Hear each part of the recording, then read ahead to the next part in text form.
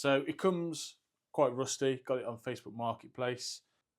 So hopefully I've got a bit of a treat for you today. We've got a old Stanley Bailey here that's quite a vintage one, I believe. I don't know.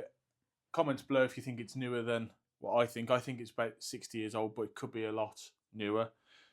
So it comes quite rusty, got it on Facebook Marketplace.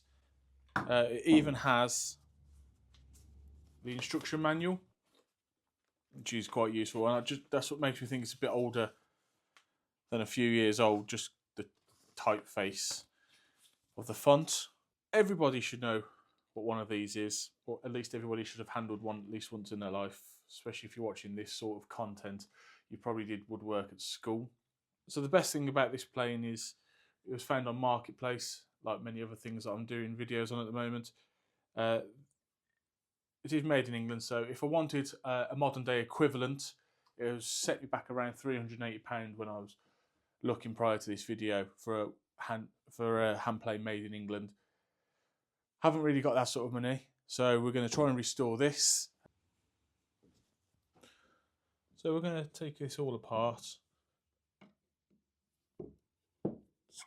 Take the knob off.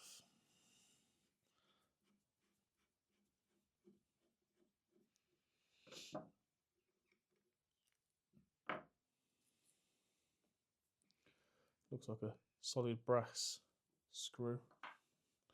The handle's not in too bad of a shape at the moment, actually. It's got a bit of paint on there, or some of the lacquer missing, but that's in quite good condition. Now we'll take, so this is a clamp.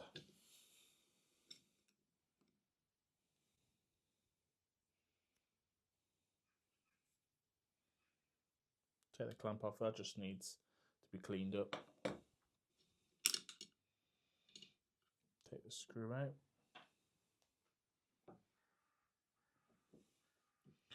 So now this will give us the chip breaker and the iron.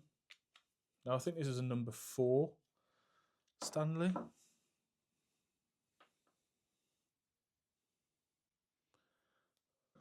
Take these screws out.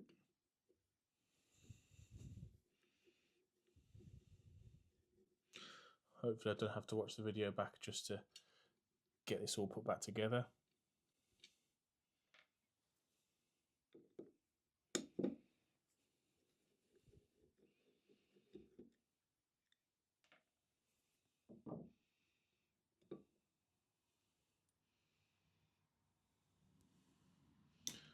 All gunked up.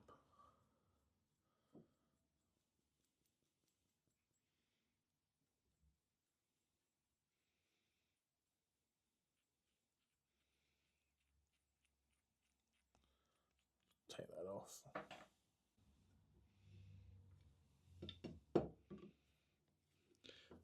Benefit to these older tools as well is they were made to be replaced if anything broke on there. It was made to be, look at that, the solid brass. Again, the handle is in really good condition.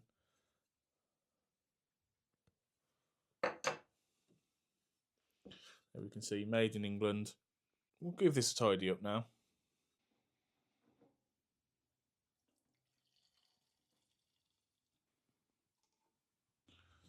So what we'll do first, we'll just get this wire brush and get any loose paint off.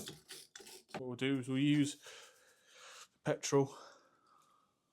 I don't think there's a better solvent. So I'll clean all this gunk out, get all that off, get it nice and clean, get it dry. It's not too bad actually. I thought we'd actually have a lot more paint missing. I'm in two minds whether I take back all the paint, just reapply afresh. Got quite a bit of flake in there, but that should be all right.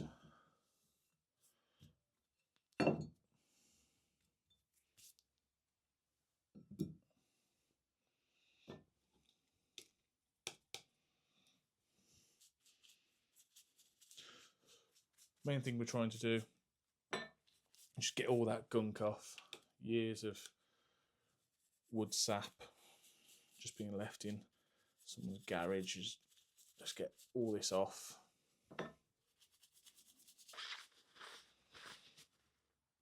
So that's the chip breaker. I'll get this done.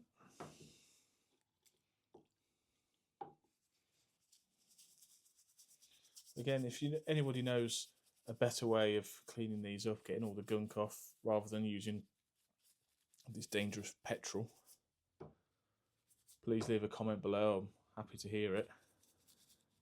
Make sure you're getting all of the crevices.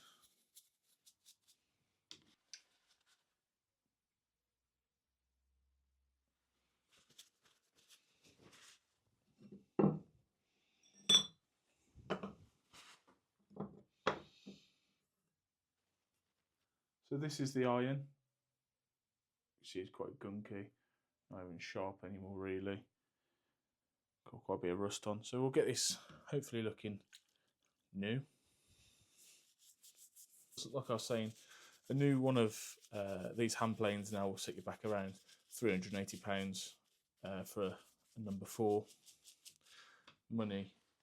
That I think only spending a few quid on one of these and a bit of time and hard work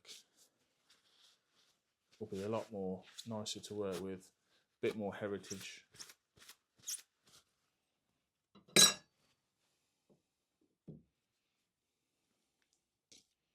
think I've been quite lucky with this find.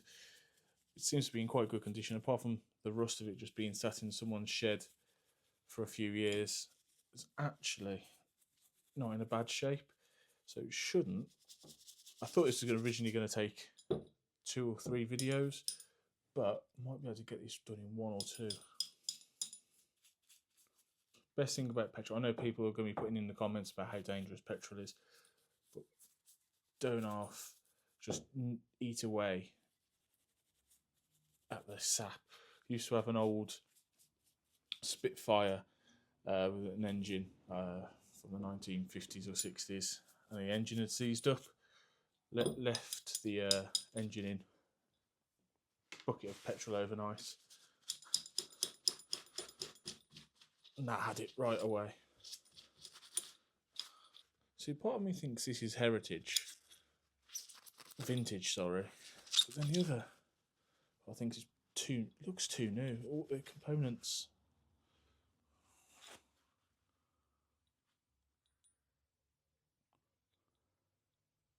I'll tell you what, we'll drop those in there for the time being. Yeah, that's only been in there 4 or 5 minutes. So I think that's all we've actually got time for on this episode. But as you can see, we've made a lot of headway. We can actually see it says Made in England now. You can see it says Bailey. So looking a lot nicer.